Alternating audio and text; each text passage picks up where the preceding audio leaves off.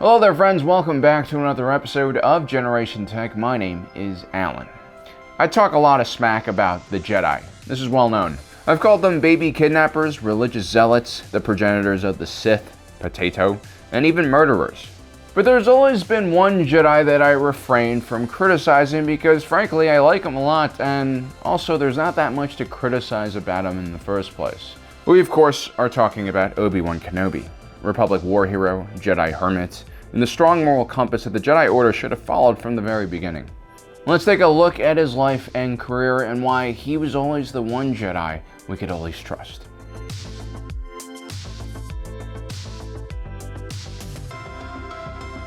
In 42 BBY, a civil war broke out on the world of Mandalore between the new Mandalorian political movement and the more traditionalist Mandalorian warrior factions. While Mandalore was not a part of the Republic, the Galactic Senate saw this as an opportunity to steer Mandalore away from its very violent past. And so the Jedi Order sent Qui-Gon Jinn and his teenage Padawan, Obi-Wan Kenobi, to protect the young leader of the new Mandalorian faction, Duchess Satine Kryze.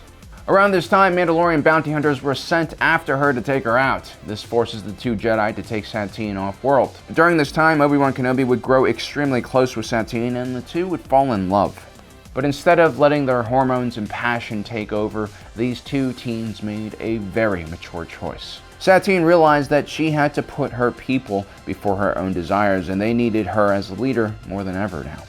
Obi-Wan Kenobi also realized that his special force powers were extremely rare, and instead of indulging in selfish desires, he ultimately chose to follow the path of the Jedi and continue helping those in need. This was definitely a true love, and for these two individuals to understand what they were sacrificing and why they were sacrificing at such a young age is simply remarkable.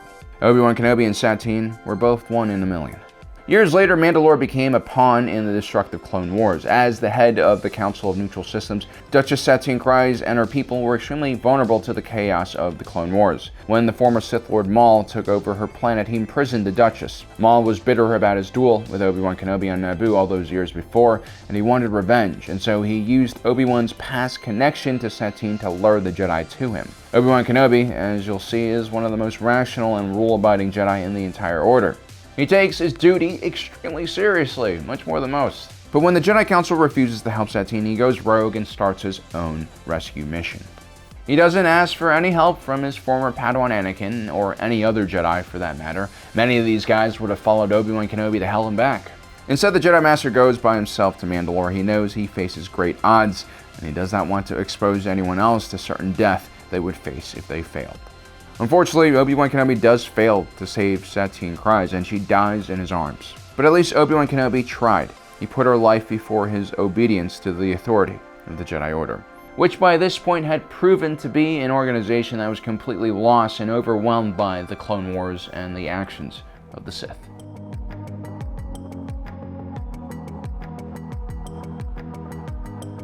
The rebellious part of Obi-Wan was something he inherited from his own master, Qui-Gon Jinn. When he was a Padawan, Qui-Gon Jinn always criticized Obi-Wan Kenobi's steadfast adherence to the rules and inability to think outside the box. This was actually a quality that Obi-Wan Kenobi would carry with him as he grew older and wiser. But he never tried to impose that same strict mentality on others, including his own Padawan Anakin Skywalker.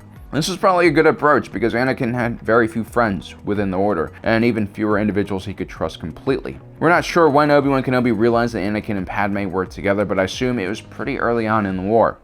I hope you at least told Padme I said hello. Obi-Wan Kenobi, as we mentioned, sacrificed his own pursuit of love for the Jedi Order, and he had every right to ask Anakin to make that same sacrifice. But instead, he never truly confronts Anakin about it. Of course, Obi-Wan would warn him that such behaviors are unbefitting of a Jedi, but it was more important that Anakin trusted Obi-Wan, and the only way you could get a damaged puppy like Anakin to trust you is by showing that you will also trust him. And so Obi-Wan Kenobi never intrudes too much, and he never crosses that boundary. He doesn't reveal Anakin and Padme's relationship to the Council, which could have caused great turmoil and potentially led to Anakin falling to the dark side at an earlier time. Obi-Wan Kenobi's lack of intervention means that Anakin and Padme's relationship is preserved long enough so that they can have twins who would go on to save the entire galaxy.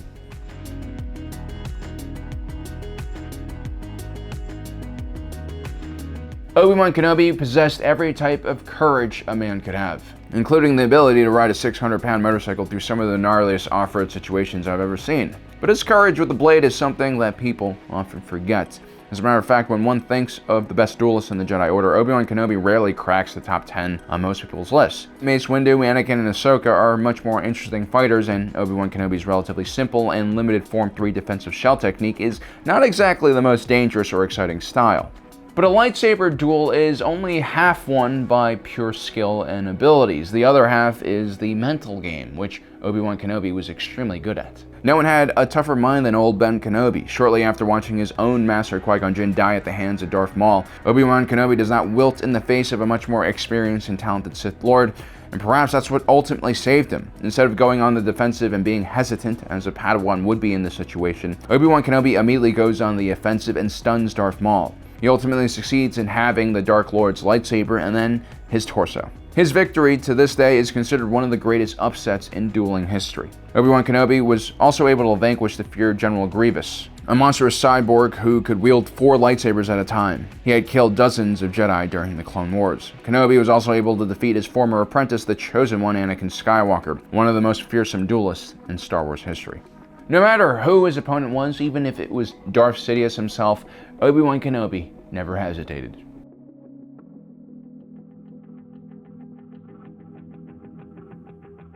When more hardline members of the Jedi Order suggested that the Jedi assassinate Count Dooku in order to bring an end to the destructive Clone Wars, it was Obi-Wan Kenobi who stood in opposition to this action. He remained unmoved by emotion and unwilling to sacrifice the principles of the Jedi Order for this short-term victory. When Obi-Wan Kenobi faked his own death and went deep undercover as the assassin Rako Hardeen in order to get to the bottom of a plot to kidnap the Chancellor, he tried his best not to harm anyone or kill anyone, even if it meant blowing his cover. When Anakin Skywalker, who was much more than an apprentice but a brother to Obi-Wan, extended his hand and asked him to join the dark side, Obi-Wan Kenobi refused, despite the fact that the Jedi Order he followed was more or less destroyed, and those who remained were now being hunted down like dogs. When Anakin Skywalker lay on the edge of that lava river after being delimbed and defeated, Obi-Wan Kenobi lets him be. He doesn't push his apprentice into the lava, for that is not the way of the Jedi. They do not murder helpless foes who are already down. Instead, they let them die a slow, gruesome death from inhalation of toxic fumes. I'm just joking, but because Obi-Wan Kenobi did not end Anakin Skywalker right then and there, Anakin manages to turn into Darth Vader and is key to the Emperor's first death. This is why the sequels ruin everything. It kind of takes all of these meaningful decisions and sacrifices from the first 2 trilogies and it just wipes it all out.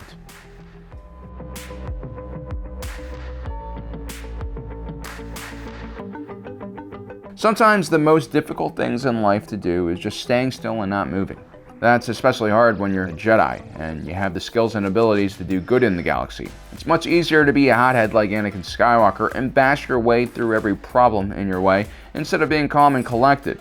When Obi-Wan Kenobi was captured during a mission to the Zygerian homeworld of Kenobi, he would be shipped off to a slave processing center with other captives. During this time, the slave master in charge of the facility, Agris, would see it as his personal mission to break the Jedi. The Zygerians have long been impressed by the Republic and the Jedi for their habit of enslaving other living beings, and so there was definitely a personal vendetta here and a deeply rooted hatred. While Agris realized that he couldn't force the Jedi to do anything by punishing Obi-Wan Kenobi directly, he could instead threaten to kill and harm other slaves if the Jedi did not obey. This forces Obi-Wan Kenobi to be completely helpless and unable to do what he does best, which is aid others. It's probably one of the most difficult missions he would undergo throughout the entire Clone Wars. And it definitely prepared him for his exile on Tatooine many years later. One of the most difficult things for Obi-Wan Kenobi to do while on Tatooine was to watch Jabba's thugs bully and push around the local people. As much as he wanted to spring into action, any move that attracted too much attention could jeopardize his mission to protect Luke. And so for 20 years, he would basically sit there in the desert patiently waiting for the day Luke would be ready to take his place by his side. If that's not the ultimate discipline, I don't really know what is. So there you have it, guys. Those are, I guess, 5 personal values that Obi-Wan Kenobi has, which makes him one of the best Jedi in the entire order. He's a compassionate, balanced individual, and he seems to always know what is morally right and what is wrong. Well, guys, I hope you enjoyed today's episode. Don't forget to subscribe and hit that notification button down below so you don't miss out on the rest of our awesome content. My name is Alan, reminding you that my allegiance is to the Republic, to democracy.